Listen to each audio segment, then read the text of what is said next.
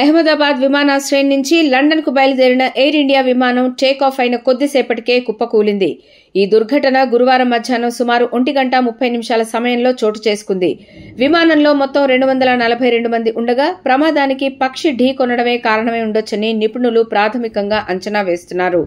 Air ఇండియాకు చెందిన Boeing 787-8 dream liner విమానం ఫ్లైట్ 171 అహ్మదాబాద్ నుంచి లండన్లోని గాట్విక్ విమానాశ్రయానికి ప్రయాణికులతో బయలుదేరింది.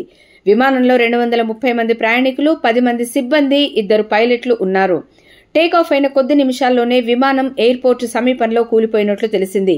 ఈ ఘటనపై నిపుణులు స్పందిస్తూ టేకాఫ్ సమయంలో విమానానికి పక్షి ఢీకొని ఉండవచ్చని, దాని కారణంగా విమానం టేకాఫ్కు అవసరమైన సరైన వేగాన్ని, ఎత్తును అందుకోలేక ప్రమాదానికి దారితీసి ఉండవచ్చని చెప్పారు. విమానయాన రంగ నిపుణుడు, మాజీ senior pilot captain Saurabh Bhatnagar మాట్లాడుతూ, ప్రాథమికంగా చూస్తే ఇది కొన్ని పక్షులు ఢీకొన్న ఘటనలా కనిపిస్తోంది.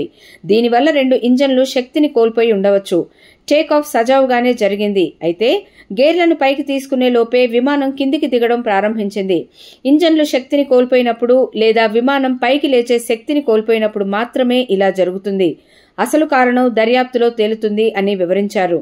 దృశ్యాలను బట్టి చూస్తే టేకాఫ్ ఎలాంటి అవాంతరాలు లేకుండానే జరిగినట్లుంది. విమాన నియంత్రిత పద్ధతిలోనే కిందకు వచ్చింది. పైలట్ మేడే కాల్ ఇచ్చారు అంటే అది అత్యవసర పరిస్థితి అని అర్థమని నొక్కి చెప్పారు.